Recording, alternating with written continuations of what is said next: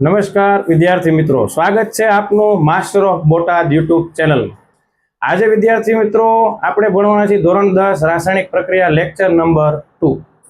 વિદ્યાર્થી મિત્રો ગઈ વખતે આપણે ભણી ગયા હતા રાસાયણિક પ્રક્રિયા અને સમીકરણ।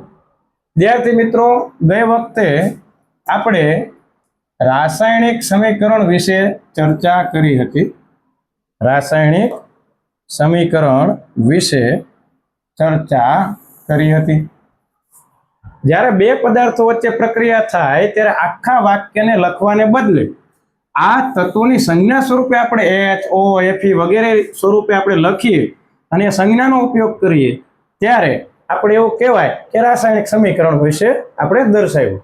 તો મિત્રો આખું સમીકરણ લખવાને બદલે આપણે એને એકદમ સરળ સ્વરૂપે દર્શાવી તો એને રાસાયણિક સમીકરણ કહેવાય।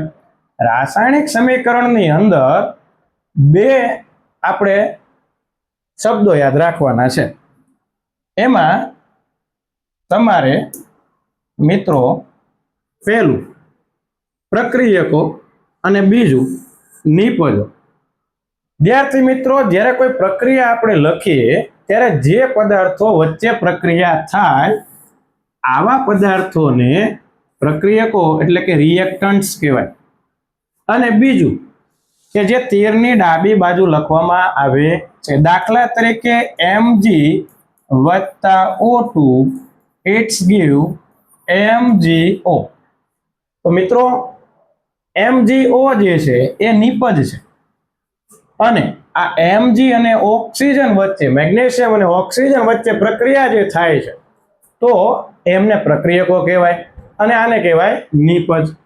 તો પ્રક્રિયાને અંતે જે નવો પદાર્થ બને છે, આપણે ગઈ વખતે ભણી ગયા રાસાયણિક પ્રક્રિયા એટલે શું મિત્રો? તો કે જે પદાર્થ નવો બને જે પ્રક્રિયામાં એને રાસાયણિક પ્રક્રિયા કહેવાય।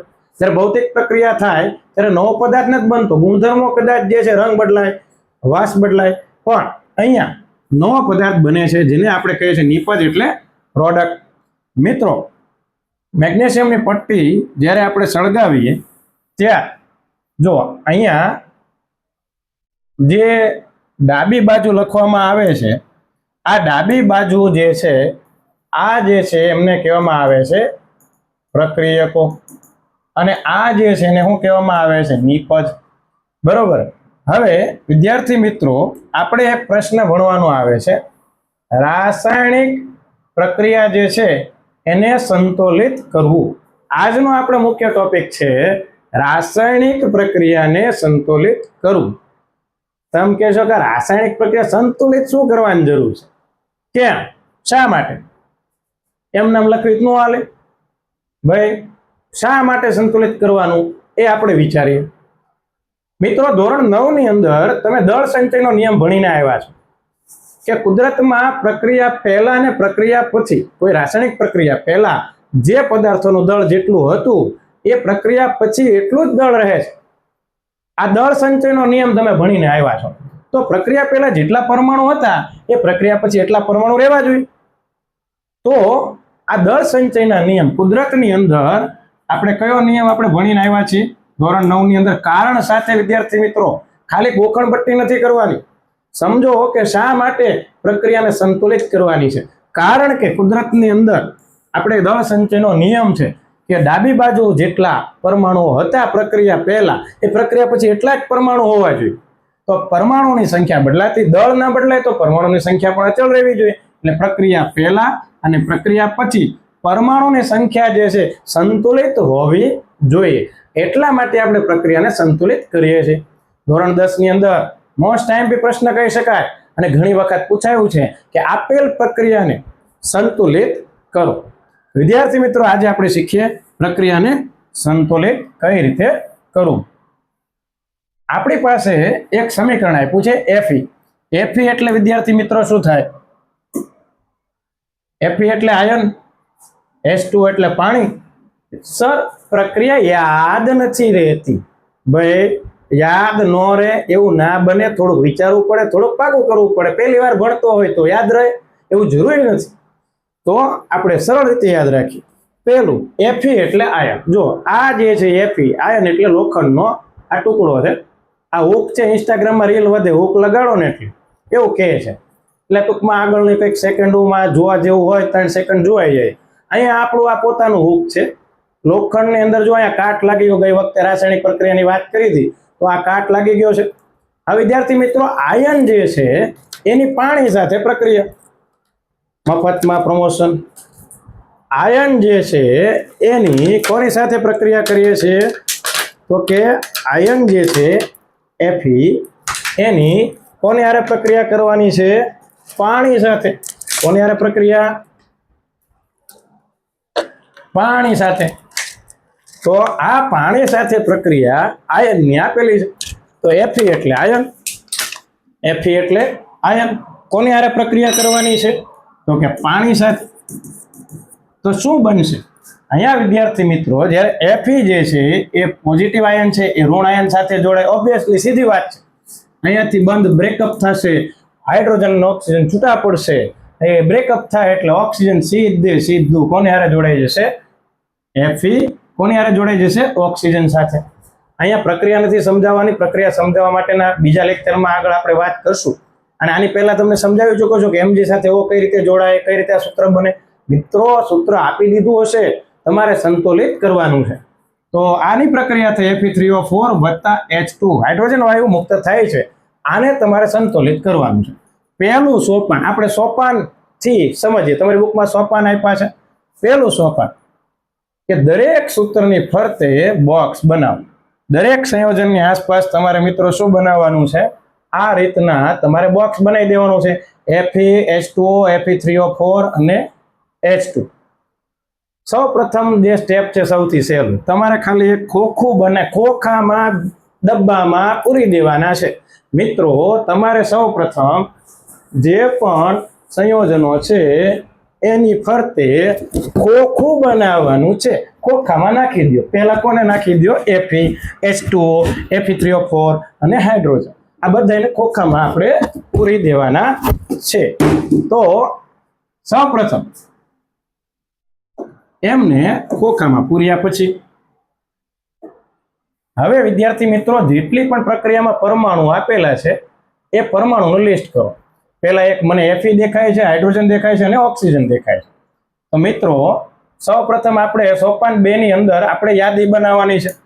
યાદીની અંદર કોની? તો કે પહેલા કોણ આપ્યું છે? Fe. બીજું આપ્યું છે હાઇડ્રોજન. ત્રીજું આપ્યું છે ઓક્સિજન. પ્રક્રિયકોમાં કેટલા, નિપજોમાં કેટલા, આપણે બંને તરફ સરખામણી કરીએ તો જ ખબર પડશે કે સંતુલિત છે કે નહીં. તો વિદ્યાર્થી મિત્રો Fe જે પ્રક્રિયકોમાં કેટલા હતા? 1. નિપજોમાં કેટલા છે? 3. હાઇડ્રોજન પ્રક્રિયકોમાં કેટલા? 2. નિપજોમાં પણ 2. આ તો સંતુલિત છે. મિત્રો ઓક્સિજન અહીંયા 1 છે ને અહીંયા કેટલા છે? 4. તો આ પ્રક્રિયાને આપણે સંતુલિત કરવી પડશે. સૌ પ્રથમ તો તમે જે પ્રક્રિયા લખી છે એમાંથી જોઈને અહીંયા Fe કેટલા છે? 1. અહીંયા Fe કેટલા છે? 3. અહીંયા તગડો લખી દો મિત્રો. પછી હાઇડ્રોજનની વારી, અહીંયા 2 હાઇડ્રોજન દેખાય છે, અહીંયા પણ 2, તો અહીંયા 2 લખવાના. ત્યારબાદ અહીંયા ઓક્સિજન તમે જુઓ 1 છે, અહીંયા ઓક્સિજન કેટલા છે? 4. તો અહીંયા ઓક્સિજનની સામે 1 અને 4 લખી દો. હવે મિત્રો પછીનું સોપાન નંબર 3, સૌથી વધુ પરમાણુ ધરાવતા તત્વોને સૌપ્રથમ આપણે સાહેબ સંતુલિત કરવાના. તો શરૂઆત ક્યાંથી કરવાની? તો કે ભાઈ સૌથી વધુ પરમાણુ ધરાવતો હોય ને છે તો કે એ કોણ છે? અહીં ઓક્સિજન છે. અહીંયા કોણ છે? ઓક્સિજન. તો સૌપ્રથમ આપણે ઓક્સિજનને સંતુલિત કરીશું. જમણી બાજુ 4 ઓક્સિજન છે. એને સંતુલિત કરવા માટે આપણે ડાબી તરફ H2O જે છે, જો અહીંયા તમે જુઓ કે ડાબી તરફ અહીંયા H2O છે એની આગળ આપણે પ્રક્રિયામાં કેટલા મૂકી દેવાના છે? 4. આની પહેલાનું સમીકરણ જુઓ, અહીંયા 4 ઓક્સિજન છે તો અહીંયા H2O હોય એની આગળ તમારે અહીંયા કેટલા ગુણાના છે? જો અહીંયા 4 છે તો અહીંયા આપણે કેટલા ગુણાકારમાં લઈ લીધા? અહીંયા આપણે 4 વડે ગુણી દીધા. તો એ રીતે અહીંયા આપણે રાસાયણિક પ્રક્રિયામાં સૌપ્રથમ ઓક્સિજનને સંતુલિત કરીશું. સૌપ્રથમ કોને સંતુલિત કરીશું? ઓક્સિજનને સંતુલિત કરીશું. મિત્રો હવે કોની વારી છે? સોપાન 4. એમાં હવે હાઇડ્રોજનને સંતુલિત કરીશું. મિત્રો અહીંયા તમે જુઓ, અહીંયા 4 ગુણ્યા એટલે હવે હાઇડ્રોજન 4 આગળ હાઇડ્રોજનને લાગે છે અને ઓક્સિજનને લાગે છે. હાઇડ્રોજન જે છે એ એની આગળ જો તમે 4 લખ્યા છે તો આ જે હાઇડ્રોજન જે છે એને આપણે ચોકડો લગાડ્યો તો અહીંયા 4 દુ 8 હાઇડ્રોજન છે. 4 દુ કેટલા થઈ જશે? 8.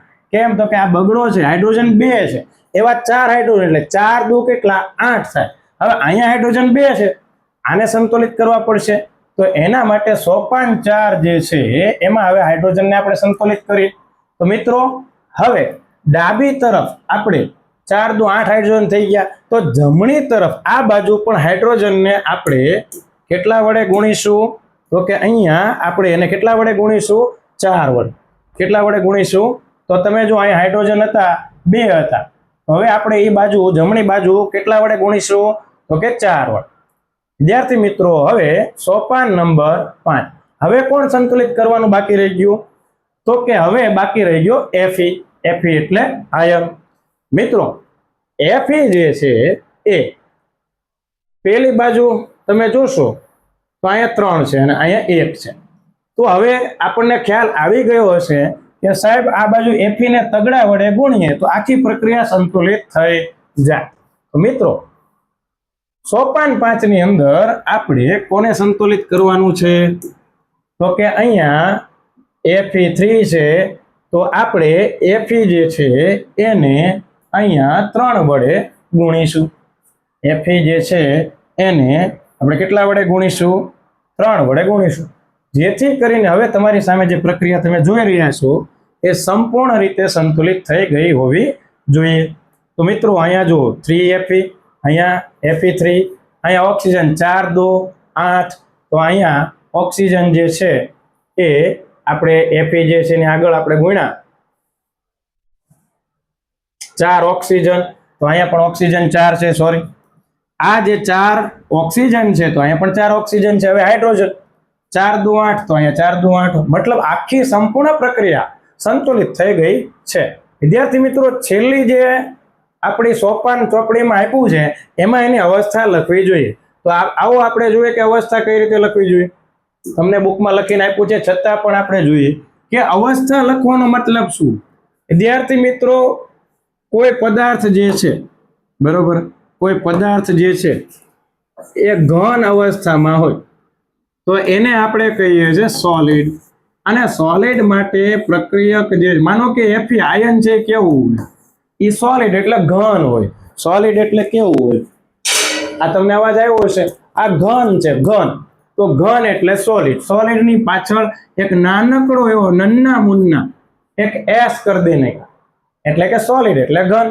વિદ્યાર્થી મિત્રો પાણી કેવું હોય? આ પાણી છે કેવું છે? આ પાણી કેવું છે? તો કે પાણી છે એ પ્રવાહી સ્વરૂપમાં છે. કેવા સ્વરૂપમાં છે? પ્રવાહી. તો પ્રવાહી એટલે શું થાય? લિક્વિડ થાય. તો લિક્વિડ માટે પાછળ માનો કે હું H2O લખું છું તો એની પાછળ L લગાડવાનો થાય. કેનો? તો કે L જે છે લિક્વિડનું તમને અવસ્થા બતાવે છે. અને બીજું કોઈ વાયુ હોય, માનો કે હાઇડ્રોજન છે, એ તો વાયુ છે. તો વાયુ જે છે એની અવસ્થા હોય તો એને આપણે કહીએ છીએ ગેસ. ગેસ માટે G લખવામાં આવે છે એટલે H2 ની પાછળ નન્નો મુન્નો G કરી દેવાનો રહેશે. તો વિદ્યાર્થી મિત્રો આ હતી આપણી રાસાયણિક પ્રક્રિયા સંતુલિત થઈ ગઈ છે અને પાછળ અવસ્થા લખવાની. આ રીતના તમારે સ્ટેપ બાય સ્ટેપ સંપૂર્ણ પ્રક્રિયાને સંતુલિત કરવાની રહેશે. વિદ્યાર્થી મિત્રો અહીંયા એક અગત્યની વાત કે આ જે પ્રક્રિયા જે છે એના સોપાન સ્વરૂપે જ લખવાનું હોય છે. કારણ કે જો તમે સોપાન નથી લખતા તો ક્યાંક તમારે શિક્ષક મિત્ર જે છે એ માર્ક કાપી શકે છે. વિદ્યાર્થી મિત્રો મોસ્ટ આઈએમપી વસ્તુ છે અને ખાસ કરીને બોર્ડમાં પૂછાતી હોય છે. આ વખતે ન પૂછાય તો આવતી વખતે ગયા પેપરમાં પૂછાયેલું નથી તો હવે કદાચ પૂછાવાની શક્યતા છે. તો ખાસ ધ્યાન રાખી અને આ રીતે સરળ શબ્દોમાં સોપાન લખી અને સંતુલિત કરશો. સંતુલિત શા માટે કરવાનું? તો કુદરતનો નિયમ છે, પ્રક્રિયા પહેલા અને પ્રક્રિયા પછી દળ સરખું જ રહ્યું છે એટલે દળ સંચયના નિયમ મુજબ પ્રક્રિયા સંતુલિત કરવી પડે. બરોબર વિદ્યાર્થી મિત્રો, અહીંયા આપને હવે સંતુલિત કરતા આવડી ગયો છે. બરોબર, હજી પણ એવું લાગશે તો સ્વાધ્યાયના પ્રશ્નોની ચર્ચા પણ આપણે આગલા લેક્ચરમાં કરીશું. ત્યાં સુધી જોતા રહો માસ્ટર ઓફ બોટાદ, લાઈક કરતા રહો, શેર કરતા રહો અને સબસ્ક્રાઇબ કરી દેજો. નમસ્કાર.